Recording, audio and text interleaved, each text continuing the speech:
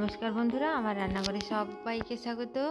सजने फुलेर এই রেসিপি একবার বানিয়ে দেখুন, খেতে অসাধারণ লাগবে।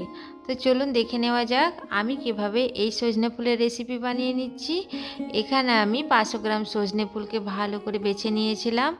এরপর ভালো করে ধুয়ে নিয়েছি, 2-3 বার করে সজনে ফুলগুলো ধুয়ে নিয়েছি।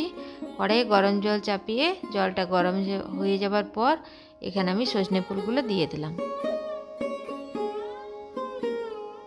2 मिनट আমি সজনে ফুলটা ভাপিয়ে নেব।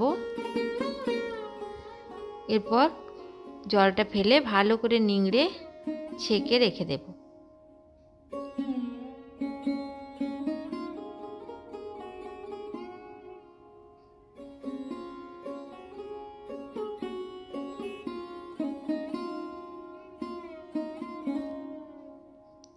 গ্যাসের চুলায় কড়াই চাপিয়ে আমি দিয়ে দিলাম এখানে 3 চামচ সরষের তেল, দিয়ে দিলাম হাফ চামচ 5 ফোড়ন।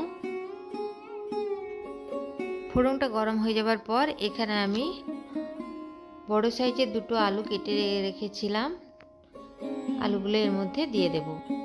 আর দিয়ে দিলাম অল্প একটু হলুদ গুঁড়ো।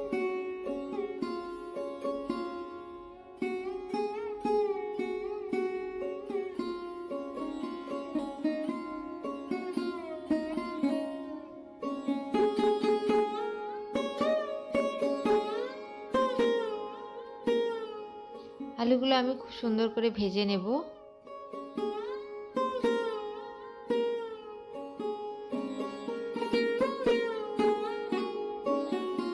এরপর দিয়ে দিলাম আমি মটরশুঁটি। এখানে আমি বেশ খানিকটা মটরশুঁটি ছাড়িয়ে ধুয়ে নিয়েছিলাম। এরপর মটরশুঁটি দিয়ে দিলাম। এখানে আমি আলু আর মটরশুঁটির পরিমাণটা একটু বেশি দিয়েছি। আর দিয়ে দিলাম একটা বেগুন।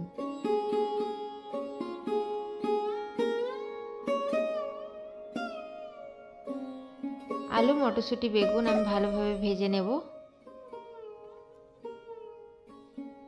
এরপর দিয়ে দিলাম সরষে কাঁচা লঙ্কা বাটা। এখানে আমি 1 চামচ সরষে আর কাঁচা লঙ্কা বাটা দিয়ে দিলাম। দিয়ে দিলাম পরিমাণ মতো নুন আর পরিমাণ মতো হলুদ গুঁড়ো। দিয়ে দিলাম 2 চামচ জিরে গুঁড়ো।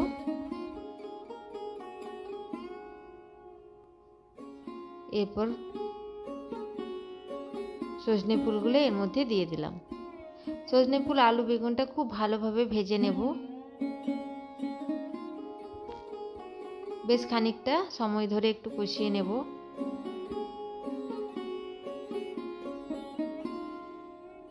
আমি এখানে 2টো কাঁচা লঙ্কার ব্যবহার করেছি, আপনারা চাইলে আর একটু বেশি ঝাল দিতে পারবেন, ঝালটা নিজেদের পছন্দ অনুযায়ী দিয়ে দেবেন। বেশ কিছুক্ষণ কষিয়ে নেওয়ার পর এখানে আমি হাফ কাপ জল দিয়ে ঢাকা দিয়ে দেব 5 মিনিটের মতো।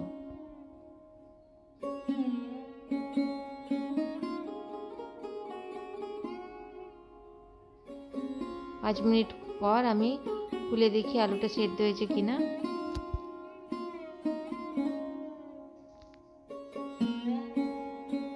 এরপর আলুটা না সেদ্ধ হতে আমি আর একটু জল দিয়ে ঢাকা দিয়ে দিলাম।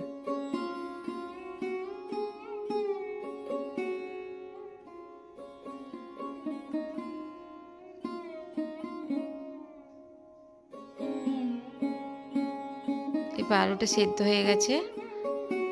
বেশ কিছুক্ষণ নাড়াচাড়া করে গ্যাসের আঁচটা বন্ধ করে দেব।